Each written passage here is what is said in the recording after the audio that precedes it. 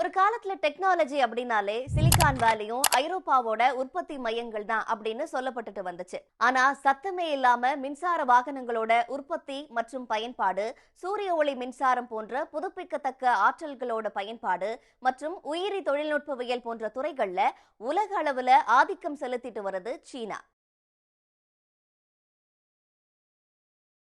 America, Japan போன்ற ஜாம்பவான்களை பின்னுக்கு தள்ளி உலகத்தோட டெக்னாலஜிக்கல் எதிர்காலத்தை மறுவரையறை செய்கிறது சீனா. 2060ஆம் ஆண்டுக்குள்ள கார்பன் உமிழ்வை கட்டுப்படுத்துறது அப்படிங்கிற நோக்கத்தோட அவங்க செயலாற்றிட்டு வராங்க. சீனாவோட சாலைகள்ல எங்கு பார்த்தாலுமே கிரீன் போர்ட் மாட்டின மின்சார வாகனங்களை அதிக அளவுல பார்க்க முடியுது. அதுவும் இல்லாம சீனாவோட பல்வேறு இடங்கள்ல பல ஆயிரம் கிலோமீட்டர் தொலைவிற்கு சோலார் பேனல்கள் வைக்கப்பட்டிருக்கு. கிரீன் எனர்ஜிக்கான ஒரு பெரிய மாற்றத்திற்கான முன்னோடியா மாறி இருக்கு சீனா. ஒரு 20 வருஷத்துக்கு முன்னாடி ஆட்டோமொபைல் துறையில பெரிய அளவுல எந்த விதமான திறன்களும் இல்லாத ஒரு நாடாகத்தான் சீனா இருந்துச்சு. ஆனா இன்றைய தினம் உலகத்தோட நம்பர் 1 அப்படின்னு சொல்ற அளவுக்கு மிகப்பெரிய அளவுல மின்சார கார் உற்பத்தியாளரும் ஏற்றுமதியாளருமா உருவெடுத்திருக்கு சீனா. இத சீனா எப்படி எட்டியது அப்படின்னு பார்க்கலாம். சைனா ப்ராடக்ட் அப்படின்னு ஒரு காலத்துல குறைந்த விலை மற்றும் தரத்திற்காக கேலி செய்யப்பட்ட சீன மின்சார வாகனங்கள் இப்போ ஐரோப்பா, தென்கிழக்கு ஆசியா மற்றும் வட அமெரிக்காவில அதோட விலை மற்றும் மேம்பட்ட தொழில்நுட்பம் ஆகிய ரெண்டிலுமே அந்த நாடுகளோட கார் உற்பத்திகளோட போட்டியிடுது. சீனா இப்போ உலகத்தோட மின்சார வாகன மார்க்கெட்டையே கட்டுப்படுத்துது. ஆண்டுதோறும் 11 மில்லியனுக்கும் அதிகமான யூனிட் வாகனங்களை விற்பனை செய்யுது. அதுவும் இல்லாம உலகளாவிய மின்சார வாகன விற்பனையில 50% அதிகமாக சீனாவோட ஆதிக்கம் இருக்கு. குறிப்பா சொல்லணும் அப்படின்னா பைட், நியோ, எக்ஸ்பிங் மற்றும் லி ஆட்டோ போன்ற நிறுவனங்கள் சீன எல்லைகளை தாண்டி பெரிய அளவுல எக்ஸ்பேண்ட் ஆகி இருக்கு. இந்த ஆண்டு மொத்த உலகளாவிய மின்சார வாகன விற்பனையில பைட் நிறுவனம் எலான் மஸ்கோட டெஸ்லாவை முந்தி இருக்கு அப்படின்னா அவங்க வளர்ச்சி எந்த அளவுக்கு இருக்கும் அப்படின்னு யோசிச்சு பாருங்க. இத்தனைக்கும் கடந்த 2022ல டெஸ்லாவை விட ஒரு வருஷத்துக்கு அப்புறம் தான் பைட் சிங்கப்பூரோட கார் சந்தையிலேயே நுழைஞ்சது. ஆனா குறைந்த காலகட்டத்திலேயே வலுவான விற்பனை வளர்ச்சியை பதிவு செஞ்சு வருது சீனாவோட பைட் நிறுவனம். சீனாவோட கார் உற்பத்தி துறையோட வளர்ச்சிக்கு 3 முக்கியமான காரணங்கள் சொல்லப்படுது. முதலாவது பெரிய உள்நாட்டு சந்தை, இரண்டாவது சீன அரசோட பெரிய அளவிலான நேரடி முதலீடுகள், அடுத்தது பேட்டரி விநியோக சங்கிலி. இதெல்லாம் தான் விரைவான வளர்ச்சியை தூண்ட அடிப்படை காரணமா இருந்திருக்கு. அப்படி சீன மின்சார வாகன சந்தை உற்பத்தியாளர்களுக்கு ரொம்பவே நிலையான சூழலை உருவாக்குது. அதே போல இந்த வளர்ச்சிக்கு பேட்டரி தொழில்நுட்பத்தின் மீதான கட்டுப்பாடு ரொம்ப முக்கியமான காரணம்.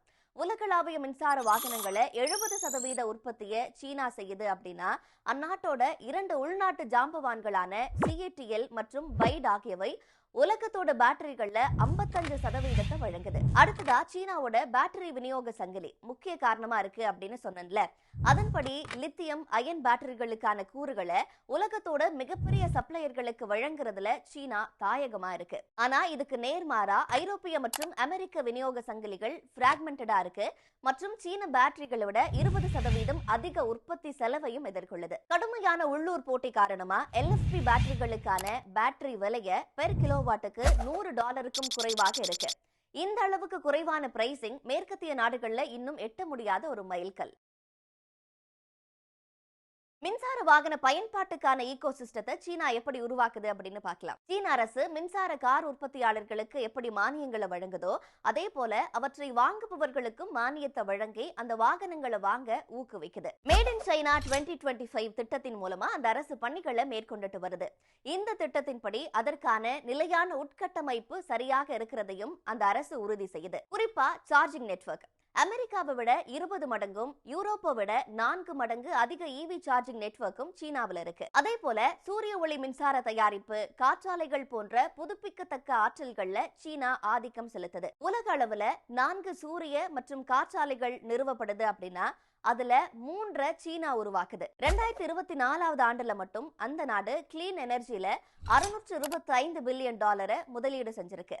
2025ஆம் ஆண்டோட நடுப்பகுதியில அதோட சூரிய ஒளி சக்தி திறன் 887 ஜிகாவாட் ஆகவும் காற்றாலை திறன் 521 ஜிகாவாட் ஆகவும் இருந்திருக்கு. அது அமெரிக்கா, ஐரோப்பாவை விட பல மடங்கு அதிகம்.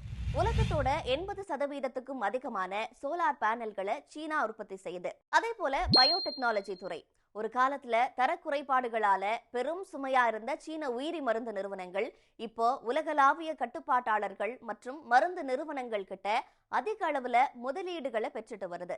2024ஆம் ஆண்டு வாக்குல சீன நிறுவனங்கள் புதுமையான மருந்துகள் உற்பத்தியில அமெரிக்காவுக்கு அடுத்தபடியா 2வது இடத்துல இருந்துச்சு. திடீர்னுலாம் இந்த அசுர வேகத்தை சீனா எட்டி பிடிக்கல.